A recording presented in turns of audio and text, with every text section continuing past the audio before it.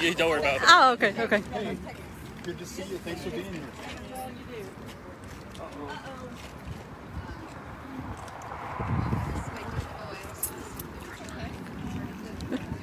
It's just so bright. You want some cold water before you start? No, I'm set. I'm good. I just got some in the car. Yeah.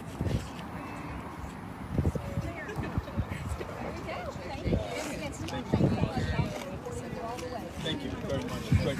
Hey, Jessica, thank you for talking to me. Yeah.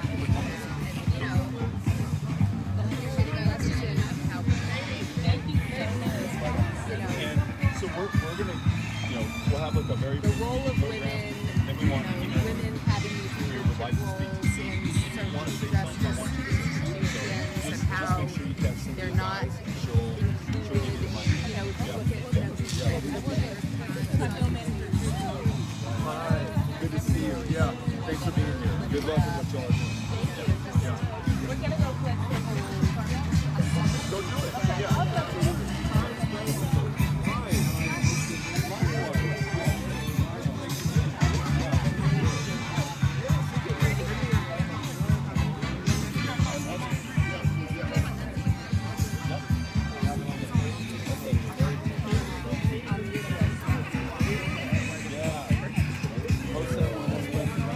I will.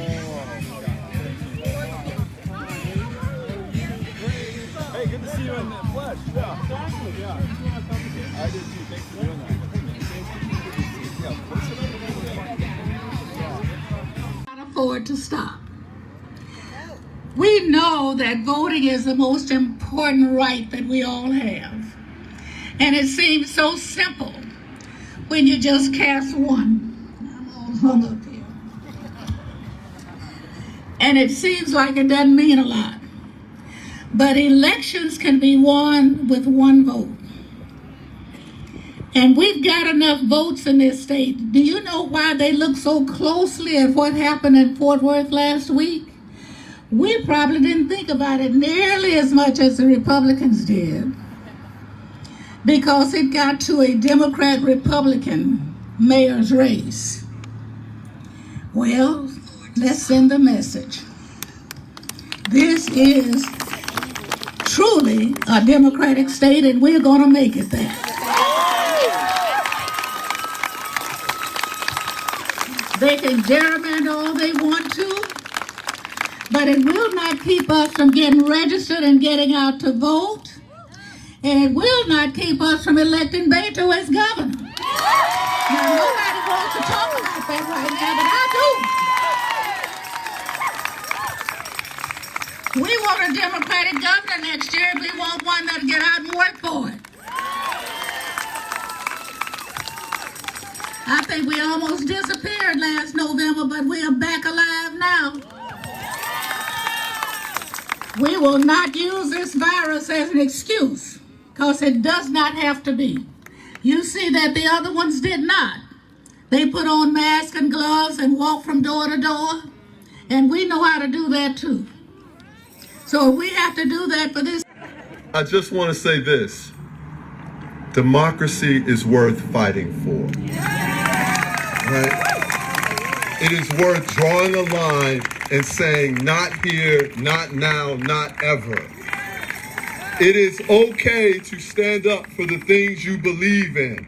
It is okay to disagree with people who don't believe in what the country was founded upon. It is okay to stand up. If you don't stand up for what you believe in, then do not be surprised at what happens next. Do not be surprised if the people pass laws that you don't agree with. Do not be surprised if your country, if your state, if your city, if your town doesn't look like the values that you have, the values that all of us have. Stand up for what you believe in. Stand up for democracy. And I'm expecting your tuition payments a little bit later. Thank you.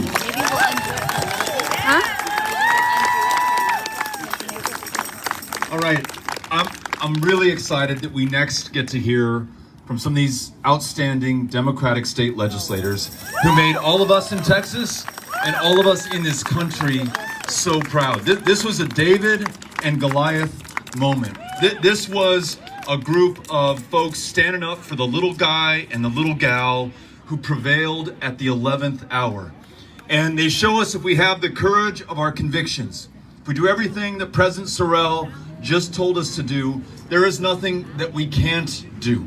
So I want to invite up the first of a few of these state representatives that we get to hear from. This is State Representative Tony Rose, who not only represents the district that we're in right now, but is a graduate of Paul Quinn College. Representative Rose.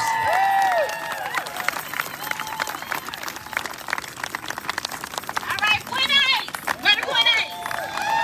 Okay, now y'all was just as a Quinnite. Where the Quinnites? Well, it is great to be with you all. This is my really first big outing since the pandemic, and I think everybody, it is great. It's like what Congresswoman said, it's really good to be here and to see everyone. But it's an honor to welcome you to House District 110. As Beto stated, I'm a graduate of Paul Quinn College. Been a resident of District 110 all of my life, and so I'm honored to welcome you to Texas House District 110. I'm also honored to be, and also I would like to acknowledge Dr. Sorrell, who's so innovative. You see how he just turned this basketball court to a classroom? That's why he's America's leader, one of the most honored leaders in America, because he's so innovative. And I want to thank you, Dr. Sorrell, for keeping my precious Paul Quinn alumni going. Well, Paul Quinn College going. Well, what I want to say to you all today, I want to thank you all for being here, first of all, because a lot of people have been contacting us and thanking us for what we did on the eve of Sine Die. But I want to let you know about that process. Everyone have a role, in the legislature, and, you have your agitators, your instigators, and your negotiators. And so it took all of us, and all of them are here. But I want to talk to you about the first steps of the bill. When the bill first came to the committee room, and we have the vice chair of elections here, Miss Jessica Gonzalez, my girl. What I want to say to you, we really owe Jessica a standing ovation. I'm not going to ask you to stand there, but before you leave, you need to come and thank Jessica Gonzalez, because when I tell you she fought back when people tried to disrespect her, when they tried to exclude her as the vice chair, she stood there. She invested her own funds to get an attorney to fight for you. So I want to make sure before we leave, you leave here, everybody go and thank Representative Jessica Gonzalez as well. And so they did all they could to try to stop the bill in the elections committee. But what the problem is we don't have the numbers. And that's where you all come in. We don't have the numbers, so we need you all. Now, most of everyone here are probably registered voters, but we need you to help us register more people so that we can elect more Democrats, so that the agenda or the interest that you all have can be fulfilled. Because what happens to us when we're in our committee meetings and on the floor, we're outnumbered. But the good thing about it, the Democrats are smarter. They may outnumber us, but we have the wisdom on our side with, senior members like Raphael and Tim. When the bill went through the calendars committee, and I'm honored to be a member of the calendars committee, we tried to stop the bill, of course. We did our little process, what we do. But when you only have 4 Democrats and 7 Republicans on a committee, what is what's going to happen? The bill is going to move forward. So when the bill came to the floor, I want you to know that the Democrats stood up. And again, we may not have the numbers, but we have the wisdom. So we use the tools that we have. We use the rules of order, our policies and procedures. We use all of that in order to stop legislation. And so the day of the bill came to the floor, I want y'all to know it wasn't an easy decision for us, but it was a decision that we knew we had to take, because what we were doing was risking being arrested. Well, first of all, risk being not able to leave the Capitol. Second of all, we risk having warrants put out for our arrest. And we risk, troopers coming to find us and locate us and bring us back to the Capitol. But we were not going to sit there and vote on our own demise. And so we left that building.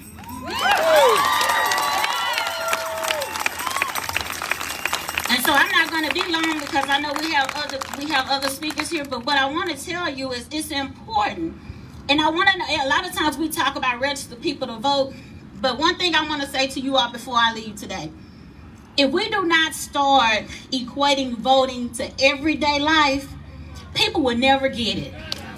You have to make people understand that the streets you drive on, the cars you drive, the food you eat, everything is political. People tell me I don't do politics. I say, well, politics will do you.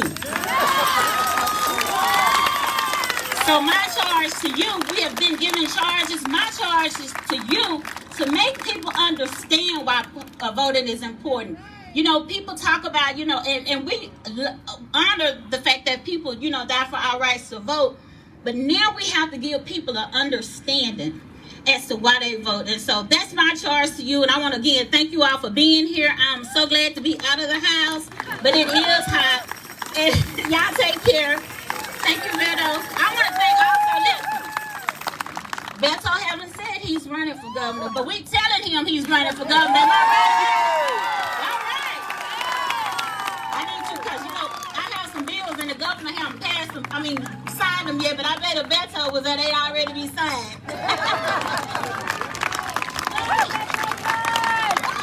All right, Tony, thank you very much.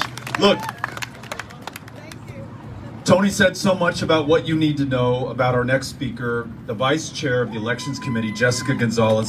She is a hero. She was our leader, and not just the leader of her fellow Democrats in the legislature.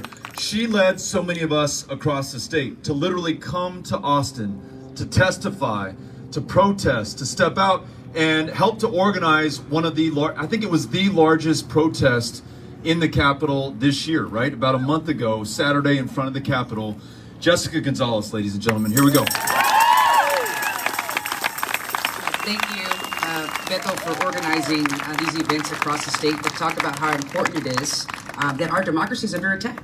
And thank you, my colleague, Representative Rose, my girl. She almost made me get emotional over there. And you know, I do want to say that how proud I am to be here with my Democratic colleagues, who I believe I neighbor all the representatives that are here, and what we did last week, that we stood up for all of you. We stood up for every single Texan. And we've heard about some of this legislation that we were forced to debate because we are in the minority and we have no choice. But yet, every single one of us fought every single day, even though we knew that we weren't going to win the vote, that the bill was going to pass anyway. And so, even more so, that's why I'm proud to serve with my colleagues. You know, and I'm especially with my Dallas colleagues. And you know, I know my colleague here, Rafael Anchia, has been, you know, a big fighter for voting rights for many, many years. And so it's great to have his voice there as well at the back mic. And so, you know, as I said, you know, the session was really tough for many of us, but we took a stand. We took a stand that day. We took a stand and we said that we're done. Enough is enough, because all session long, this is what we had to deal with all session long, with these awful pieces of legislation that we were forced to debate, that we were forced to vote on. Now, one of the most important things that I think, you know, we can only delay the bill for so long. We've heard the governor talk about bringing us back for a special session. So our call is on Congress, it's on the White House, to pass the For the People Act and the John Lewis Voting Rights Act. And they need to do it immediately before it's too late.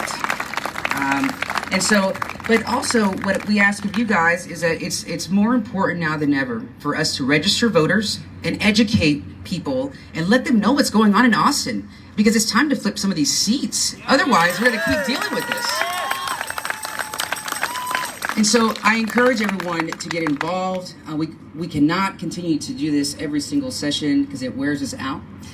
But more so, we want to work on real policy issues. We want to work on things that are going to improve the lives of all Texans, not hurt them. And so that's what we saw over and over and over again this session, is that we knew that it was going to hurt our constituents, and that's what we stood up and we fought. And we decided, between all of us, it was a united effort between every single Democrat, that we decided to get up and leave that day. And so we will continue to fight for every single one of you, but we need you to fight with us. We need you to go out there. We need you to find good candidates to run against some of these Republicans, we got to flip some of these seats. We got to register voters. We got to educate voters because they don't know. Some folks don't know what's going on in Austin. And so I'm here to fight with you, and I look forward to fighting with every single one of you, and I look forward to flipping some more seats in the House.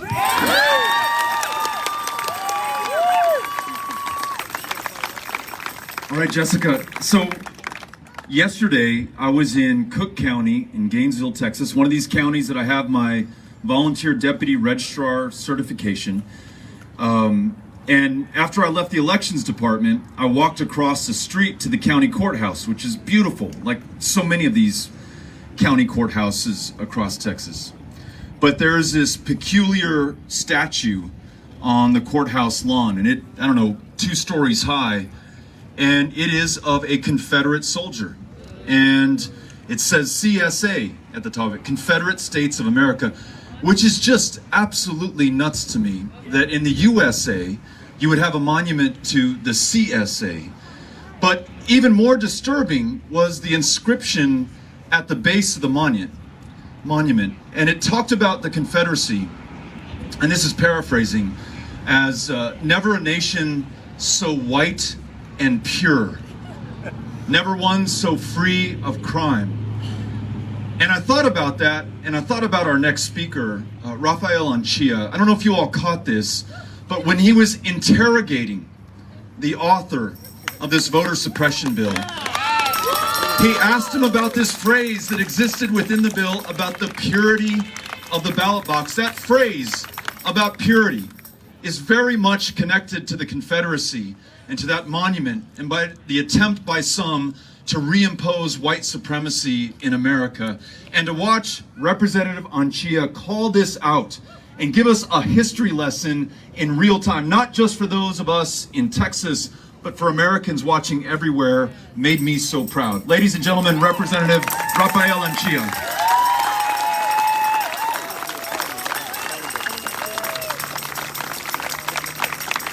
Thank you very much.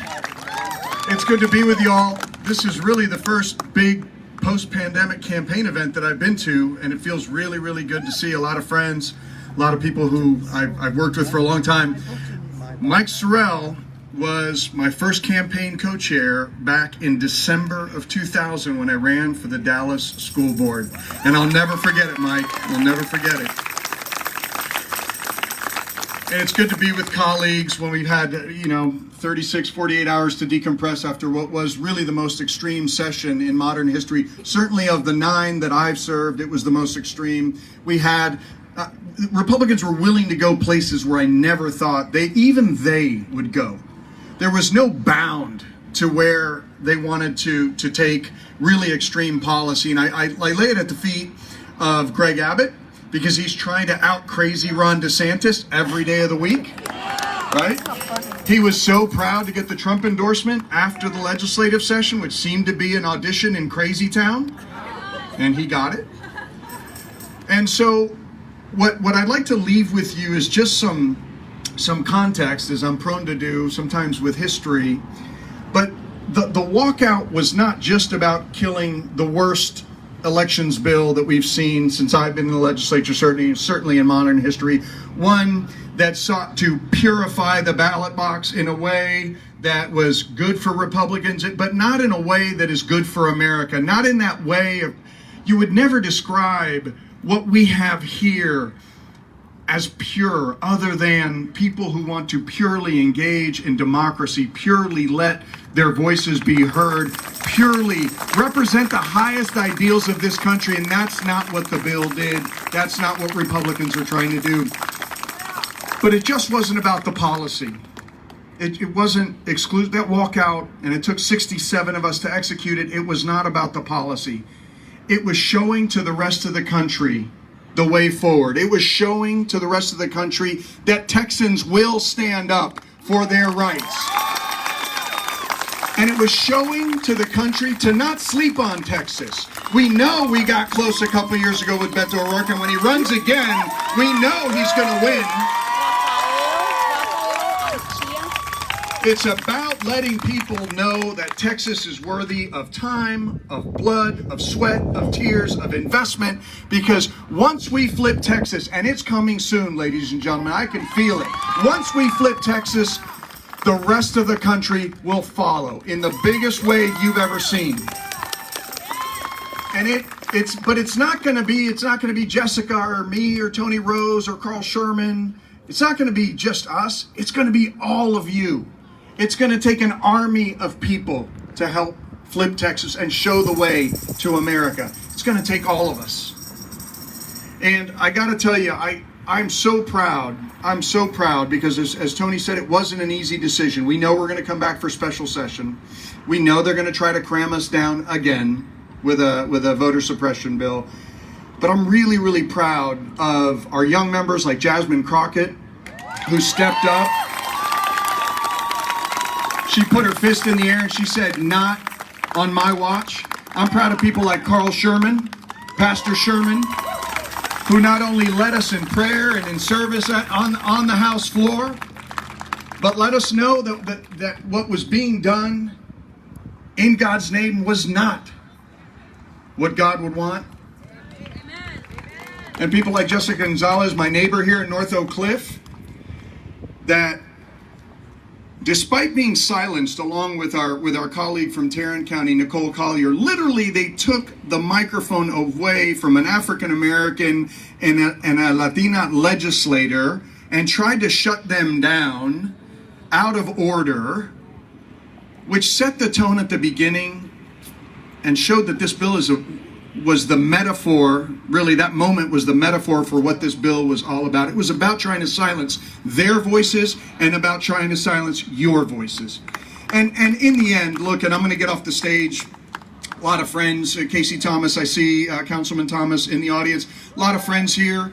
I just want to let you know that you have my commitment to do what it takes in this next election cycle. People always ask me, what's the plan? The plan is we're going to work like hell to register everybody we know, right? That's the first phase of the plan. The second phase of the plan is we're going to recruit great candidates like Beto O'Rourke to run statewide again. And then the next part of the plan is we're going to get everybody excited and we're going to make a plan. We're going to go vote. And I promise you, and it's going to happen soon, Texas will go blue. God bless you, everybody. Thank you for having me today. All right. Was just in DeSoto this morning with Mayor Proctor. I think we have former council member Candace Quarles in the house. Candace, there you are. Good to see you again. I remember knocking on doors with you, visiting neighbors there in 2018, being at a community town hall with Carl Sherman, who was not yet then a state legislator, who came to listen to the community as well. And I also remember seeing him just the other night after you all broke quorum, defeated SB 7, assembled again at a church in Austin, and Pastor Sherman, with this hat on, gave an incredible opening invocation with the country watching. I mean, the feed was kind of breaking up because so many people were on Facebook wanting to know how in the hell these Democrats in the minority just pulled this off. And Carl Sherman is part of the answer why, and I want to invite him up. Carl Sherman, come on up.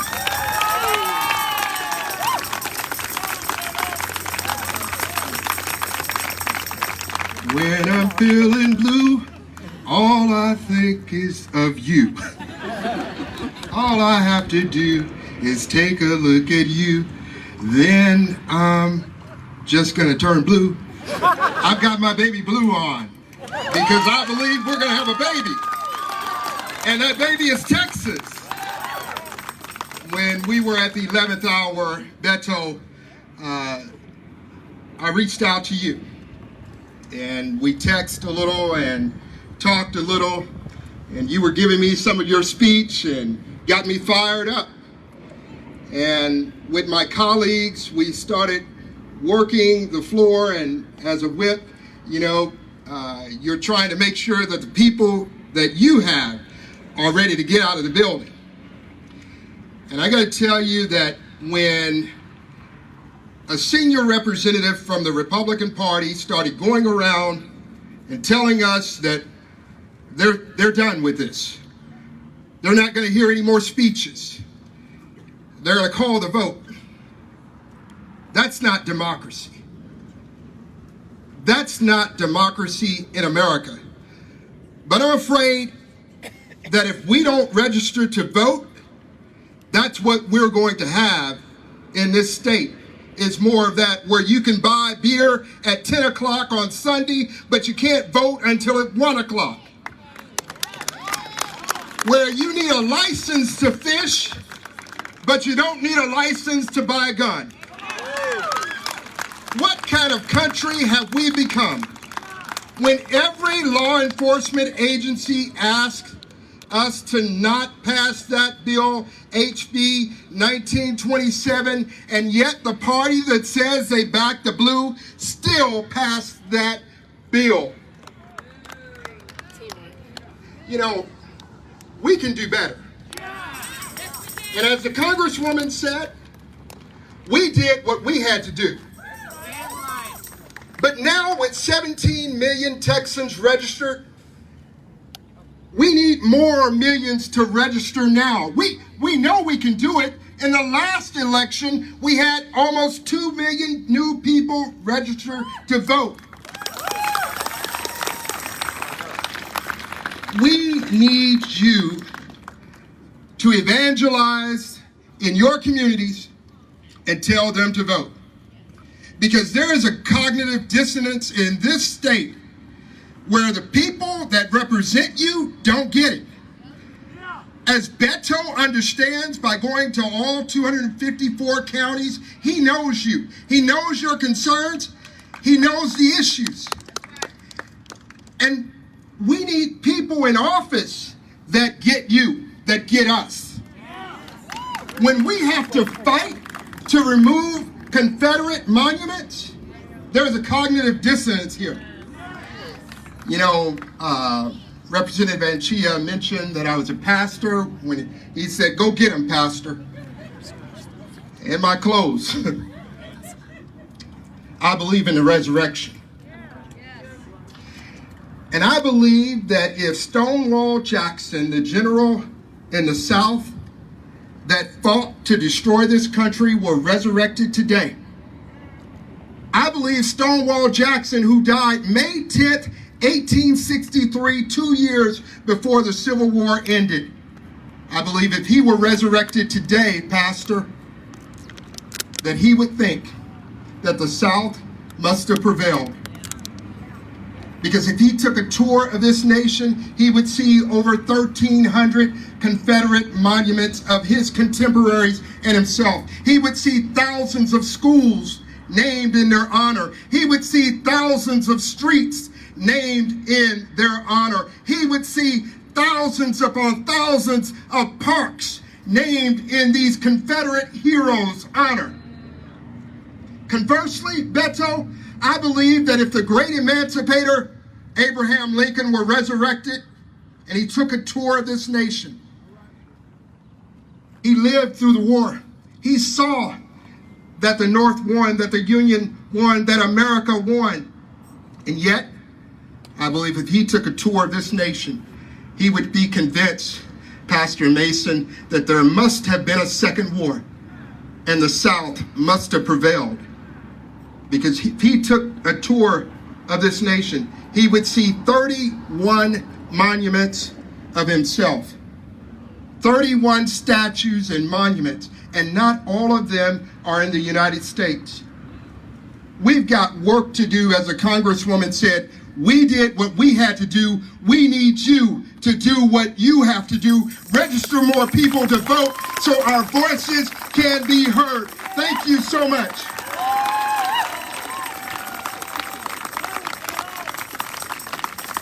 Representative Anchia was talking about Jasmine Crockett with her fist in the air.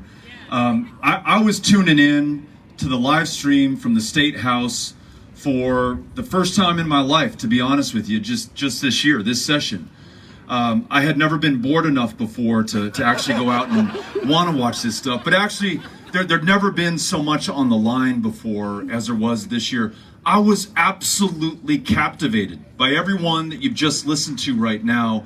and especially to Jasmine Crockett. I didn't know much about her before, but when I watched her speak, absolutely unafraid of the party that was in power, of the majority, challenging them on their lies and forcing the truth to come through, I was a pretty proud Texan, and I'm grateful that she's here right now. Jasmine Crockett, ladies and gentlemen.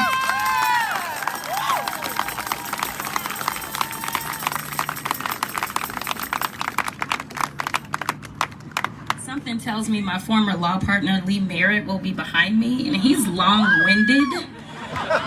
So I'm gonna try to keep it short.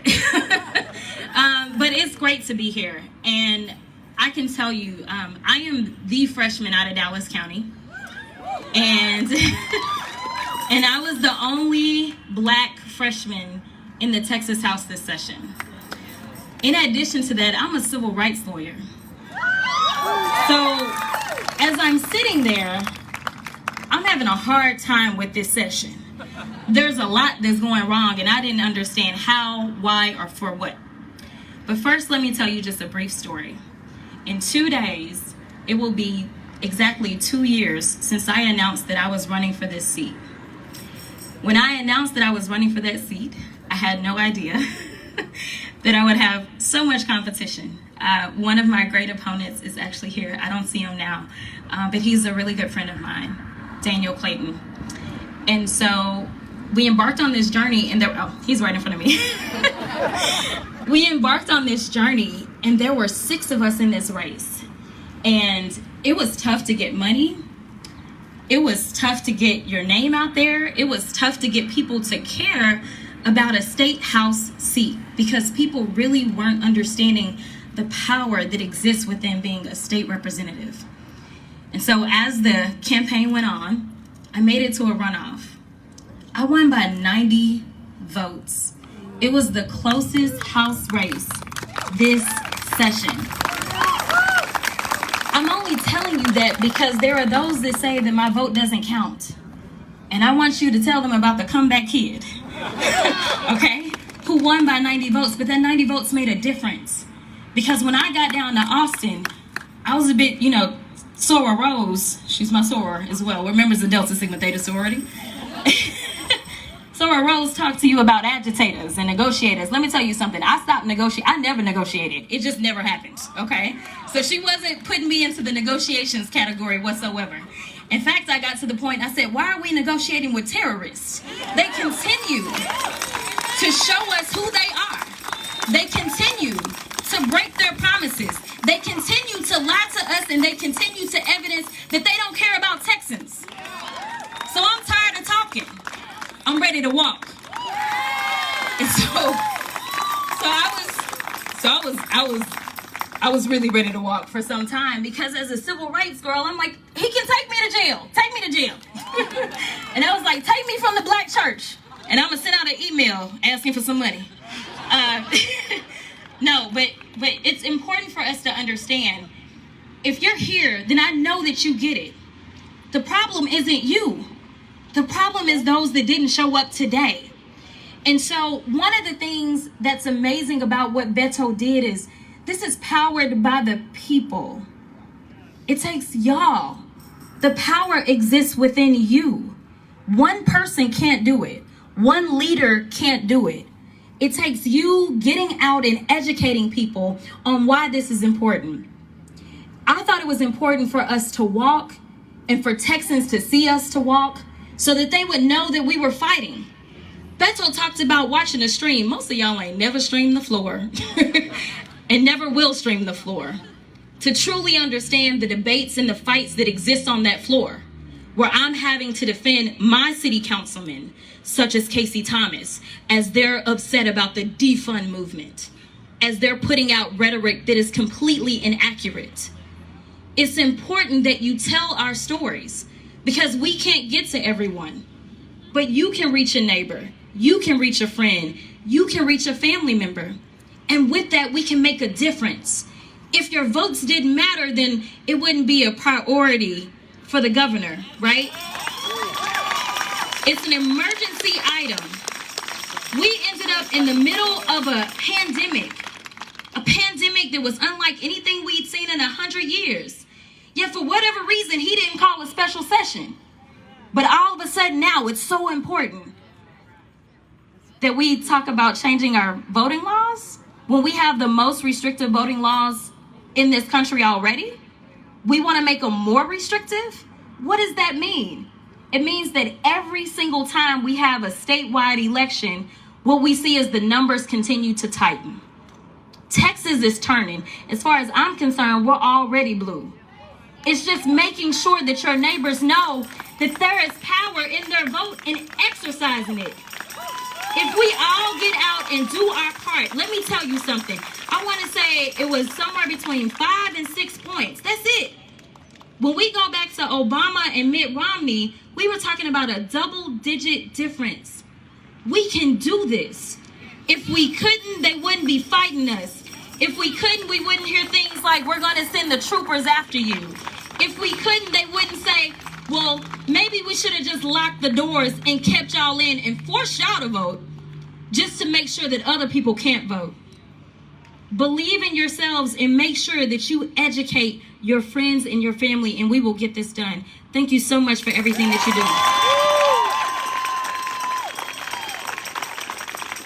I wanted you all to have a chance to hear from the heroes of this moment, the heroes of this year, those who make this window of opportunity that we have possible. What Jasmine and her colleagues did is purchase us some time. By stopping that bill, we've got the month of June at least. We don't know when the governor's going to call that special session, when that next version of that voter suppression bill is going to come through. But we have at least this month of June to do everything we can with what we have, where we are right now. And I hope the action steps that you've heard from them, that you heard from me, becoming a VDR so you can register folks to vote, calling the president so you urge him to use his power to pass the For the People Act, and then making sure that you have the backs of these state legislators, that is so critically important. All right, we've got 2 more quick speakers that I want you to hear from. The first, Jasmine said, was her former law partner.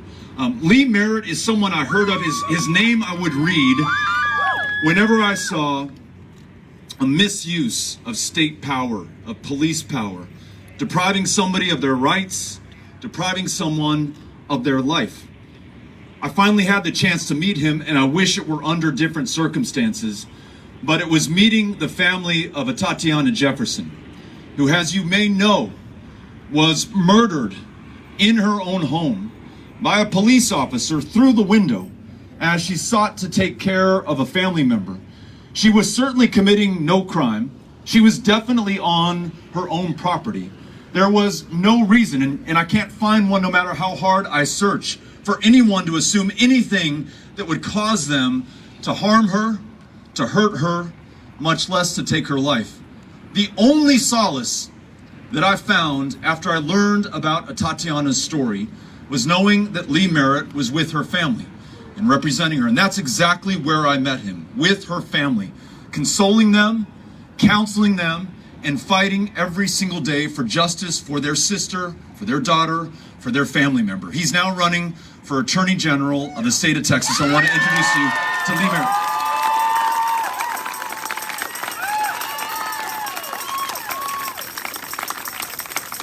All right, this feels like a homecoming. It does feel good to be back out and among the people. I'm so thankful for Brother Beto for organizing this, and for your fight, and for your belief in the people of Texas and the belief of change.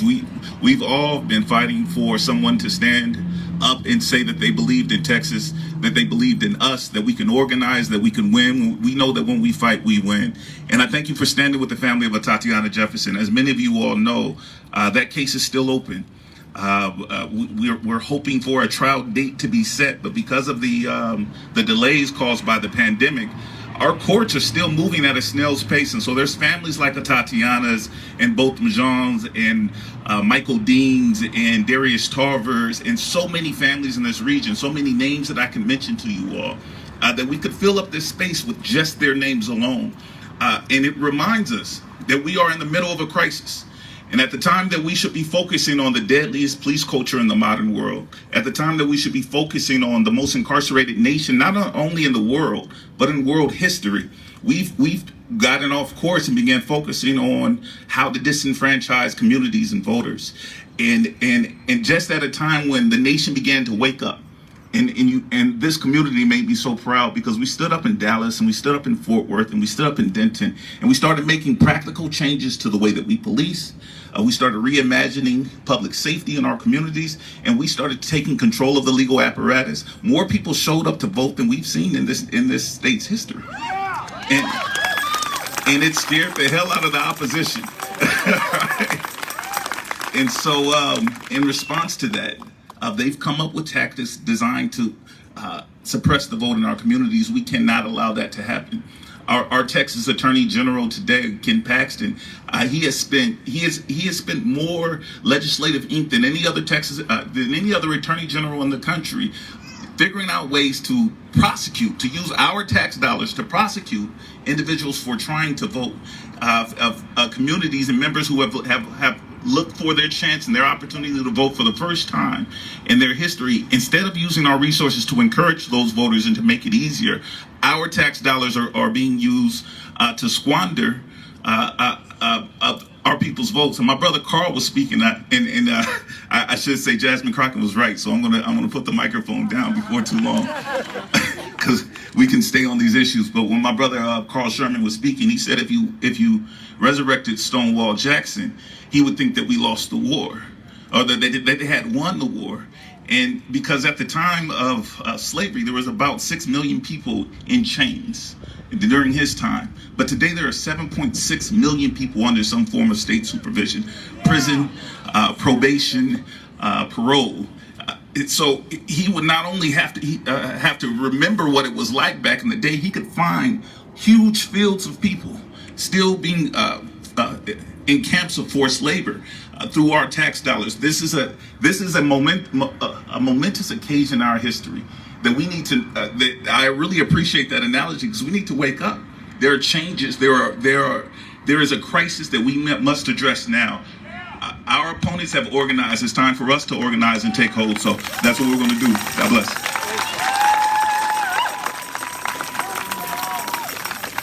All right. I'm going to bring up our last speaker, and then we'd love Cynthia. Where is Cynthia? Right here. Cynthia's got a microphone, and after we hear from Reverend Michael Waters, if anybody would like to get into the conversation, ask a question, make a point. I know I and the state reps who are here would love to take your questions or listen to your comments, or the guidance that you want to offer us, or those who are in positions of public trust right now. I know they want to hear from you.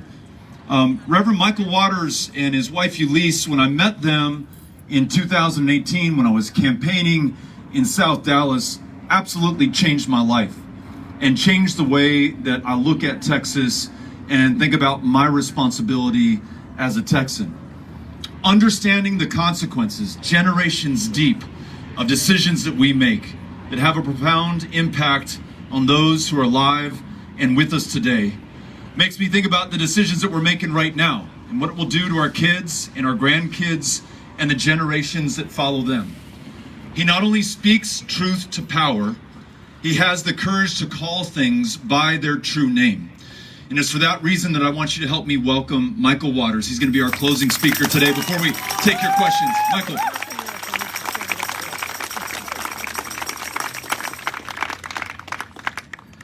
Good evening, friends. It's good that we're here. In 1835, my great-great-great-grandfather was born. His name was William Leake. He was born into slavery in the state of North Carolina. In that same year, the North Carolina Constitution was amended to remove the right to vote from freed persons in that state. When he was 25 years old, in 1860, as the country began to see the beginnings of a civil war, the members of the North Carolina General Assembly constituted the largest percentage of lawmakers who were also slave owners in this nation. Following the end of that war, that cost now, by updated numbers, almost 1 million American lives, my great-great-great-grandfather came here to Texas. He came here at a time following Juneteenth, where hundreds of former slaves were lynched all across our state. The state of Texas ranks number 3 in America in terms of the number of racial lynchings in our country. And when he was 37 years old in 1872, at that time, a Democratic majority assumed control of the U.S. House. And the Democrats those days are not like the Democrats we have today. And that election constituted the end of Reconstruction. But friends, in that same year, in 1872, my great-great-great-grandfather, a man born into slavery, whose life did not matter in this nation, did something that I'm mighty proud of tonight. In 1872, in the city of Austin, Texas, he and 4 other ministers, though uneducated themselves, birthed a vision of a house of higher education that would equip, support, and uplift persons all across the state of Texas. Yes, my great-great-great-grandfather was one of the founders of Paul Quinn College.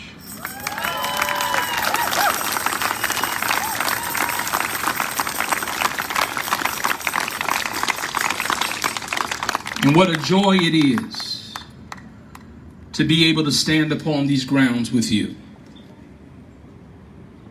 As I place that remembrance in its historical context, I'm reminded of all this institution has had to withstand. Reconstruction brought to the ground. The rise of the Ku Klux Klan. Plessy versus Ferguson. The lynching campaigns. The Red Scare of 1919. The Tulsa Massacre of 1921. Redlining, Jim Crow, Selma, Montgomery, Alabama, dogs, fire hoses, cattle prods, mounted horses, children bombed into eternity in their own church. And yet, despite all that we have had to endure, this institution still stands. It lets me know that what is built amid tragedy and travail has a capacity to withstand.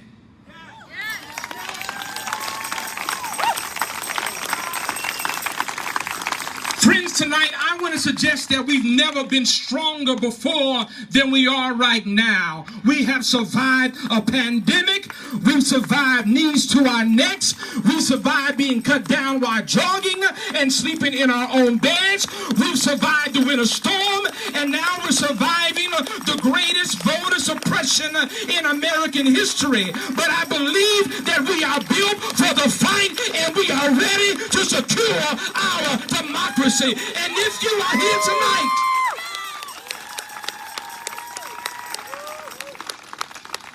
and you too believe that truth crust of the earth will rise again, if you're here tonight and you still believe that the arc of the moral universe is long, but it bends towards justice, but only if you bend it. If you're here tonight and you believe the sacred text of a hymn writer from South Central Los Angeles and Compton, California, who told us, we gonna be all right, then you're at the right place at the right time.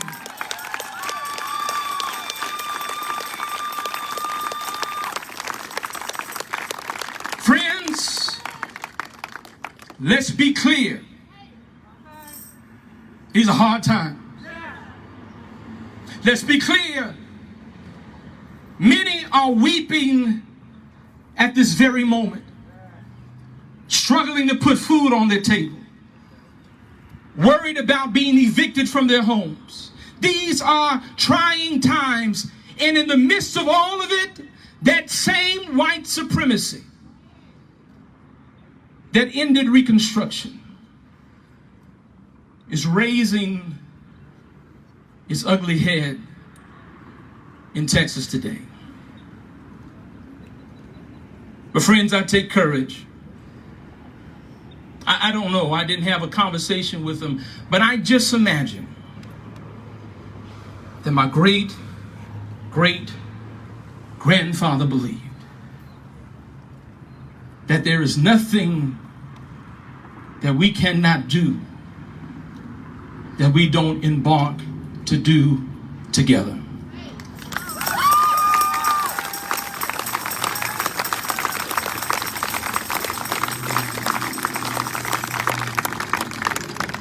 I have a final plea for you tonight. My beautiful baby boy, he's not so much a baby anymore, he's 14, but they're always your baby. I had the honor of seeing him inducted into the Junior National Honor Society today.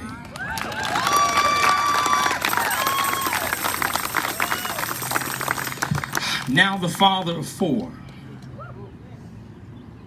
the latest of whom was born on Christmas Eve.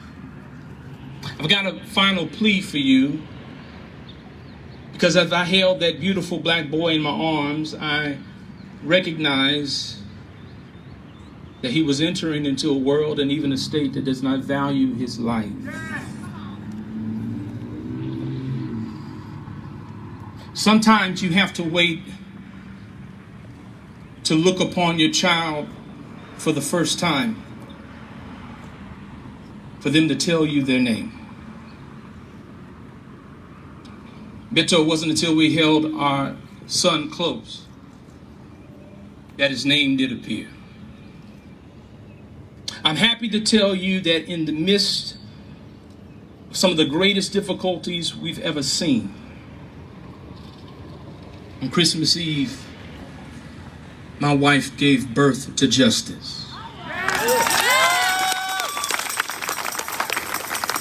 Might I suggest that at the end of our travail, at the end of our trial, at the end of this difficult and challenging season, if we don't give up, and if we see this through, all of us together will give birth to justice.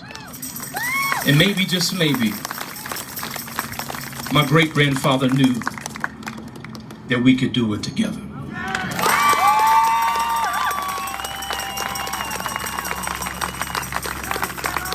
Michael Waters. Absolutely amazing. Thank you, Reverend Waters. I love what he had to say at the end. All of us together giving birth to justice. And then knocking on Esperanza's door and registering her to vote. Hope and justice, right? That's what's going to fuel us. That's what's going to drive us. That's the opportunity. Now we've got to make the most of it. All right, Cynthia, who's got a microphone, is going to go to you if you have a question. While she's doing that, I've been keeping this list of VIPs. I just want to read their names. Eva Miles, who's a founder of A Way Out, is here. Councilman Casey Thomas, who's had about 700 shout-outs, is hopefully still here. Judge Stacey Williams was here earlier. Sean Reed, I saw him earlier. I met with him earlier, is here somewhere. Luke Warford from the Texas Democratic Party. Luke, are you still here? Somewhere over here. There's Luke. Luke, thank you for being here. Aisha Davis, who's the State Board of Education member, District 13. Candace Owens, who I mentioned. And then this. Dallas County has a new chair of the party, and that chair is Christy Noble. Christy, where are you? There's Christy. We all got to get behind Christy and make her as successful as possible, okay? We're counting on you, Christy. No pressure, but we're also behind you and we're with you. So if you have a question for me, for Carl Sherman, for Reverend Waters, for anyone here, you want to make a point, something that you'd like to get off your chest, Cynthia's got a microphone for you right here. Yes, sir. This is for Beto. I came out here to see if you considering running for governor. Thank you for being here and for asking the question. Look, this fight that we're all talking about and that we're all in for democracy, for voting rights, that's the most important one. I want to see it through to the end. One, because it's the right thing to do. Two, because if we don't, it might not matter who our candidate for governor is. If the system is so rigged, if the playing field is so tilted, we might not have a shot. So let's win this fight before us, and then after that, I'd love to think about what I can do next to serve the people of Texas, okay? So if we do, I want to do it with you. Thank you.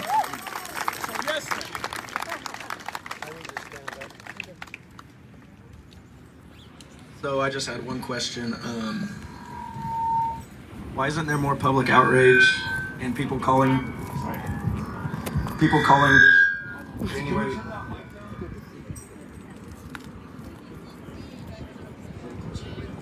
Why isn't there more public outrage and calling it for what it was on the January 6th attack on the Capitol? It was a white supremacist, anti-government, terrorist attack to overturn everything, and now they're doing it with our laws. And the actual physical assault on it was ridiculous. I was on my honeymoon having a good time, and I go and turn on the TV and I see them literally attacking it. I'm a veteran. It was ridiculous and uncalled for. Thank you for being here, and thank you for your service to our country. You're absolutely right. And you got to ask yourself, listen to Jasmine Crockett on this one. She said she's done negotiating. Why are we trying to find common ground with a party that cannot muster 10 votes to investigate what happened on the 6th of January, when the Capitol was attacked, when 5 people were killed, a party that's trying to stop black voters from participating in our elections, that's trying to keep the disabled from voting at all in this state without disclosing personal, private, medical information? Why are we negotiating with another side that is going to do everything in their power to remove any power from those of us who are here and move this democracy into another form of government altogether?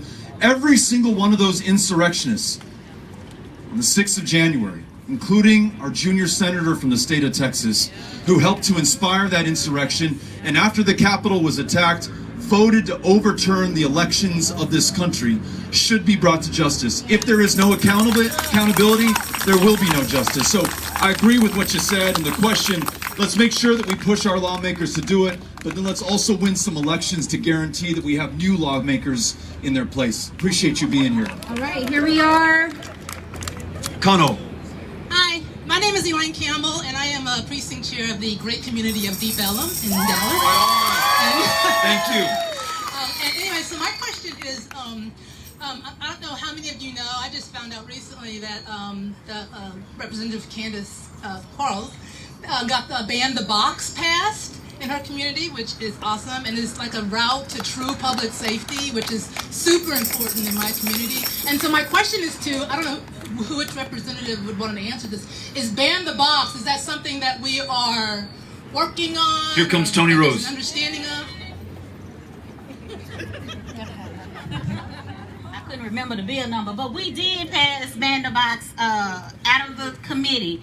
I did author a Ban the Box bill for the state of Texas, and I was able to get it out of committee and to the House floor, and of course it died before the deadline, but guess what? We'll get it done.